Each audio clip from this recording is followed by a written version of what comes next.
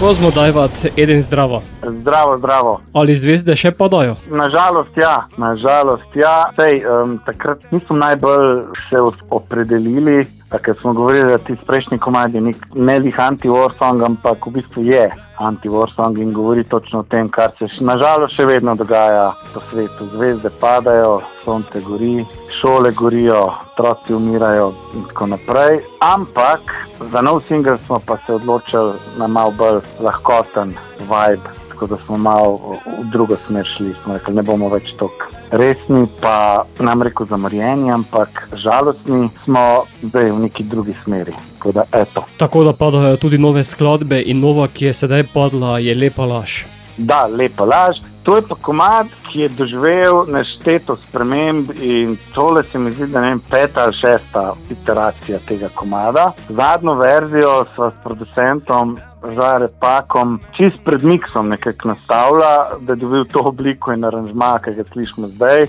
V bistvu že med miksanjem sem jaz tam na njegovo kitaro neki plinke, neki brenku in tako vadva so stavila, on me pogleda, fakt, to moramo dati noter. In sva tam ad hoc, sploh ni vštekel kitare, mikrofon je dal pa tu na njegovo kitaro, mislim, ima neko semihalov, ki je dost glasna in sva ta riff posnela, ki je v bistvu skozi celo kitico, tako da je on pol okoli tega aranžma pol sestavljen na bolj ta groovy, lahkoten, poletni vibe, tako da je malo manj rockerski, kakor je bil nastavljen, bolj gre v ta neki indie summer vibe, tako da to. Je pa to skladba o dvojici, o odnosu? Ja, to je v bistvu zgodba o teh nenavadnih disfunkcionalnih odnosih, o dveh ljudeh, ki nekako trajno mislita, da sta srečnejša en brez drugega, čeprav življenje pa vedno nekako pripelje skupaj nazaj, ne. Govori o teh nekih dveh različnih resnicah,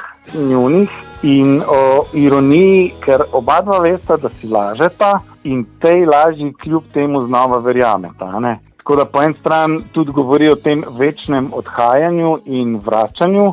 Nekako ona trdi, da ne misli na njega, on se pretvarja, da je pozabil na njo in nekako ključna poanta tega komada je nek trenutek, ko je lažje, da laž postane resnica in nekako govori o vseh teh občutkih in trenutkih, ki jih nekako ne moremo izbrisati. Ne? Torej, v bistvu to je zgodba o ljubezni, ki se ji nikoli ne uspe končati. Tako, v enem stavku.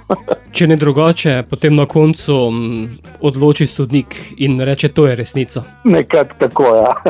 Čeprav ona dva bi svet vsak po svoje rekla, da ne, tako je. Skladba ima tudi video podporo, kjer pa je samo polovica tistega, ki laže. V bistvu, ja. Spet razmišljali smo o tem, da bi delali on, ampak nekako smo se vseeno odločili, da bomo vseeno sam to perspektivo uporabili, ker tudi govori tako pa komad o nekako v tretji osebi to govori vse čas. Tako da posneli smo, imeli smo pa še tako, sploh nismo imeli masterja še končnega, niti končne verzije komada, ker smo začeli snemati spote, ne. In smo v bistvu, ne bom jih rekel na pamet, tudi tekst ni bil še končen. Ampak imeli smo te neko zgodbo, imeli smo ta nek poletni, urbani vibe, ki smo ga hoteli nekako napeljati, tako da smo posneli v moji pisarni v Ljubljani in malo tam tisto sprehajanje po ulici. Te bumerange smo uporabili, to tehniko bumerangov, ki smo se kar zanimivo izpadli. Pa tudi odločili smo se tako, da bo sam Danjan, torej samo pel v spotu. Se mi zdi, da je nekako, mogoče bi bilo preveč, preveč nasičen bi bilo, če bi bili vsi.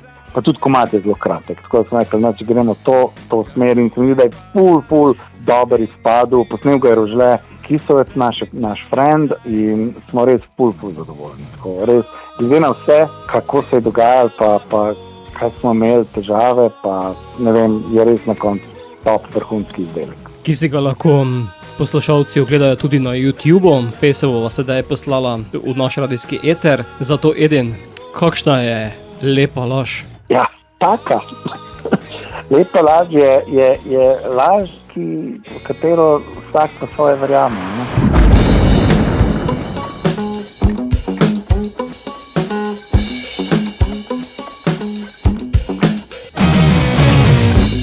Kako lepa laž, da brigate zame, da ne misliš več name.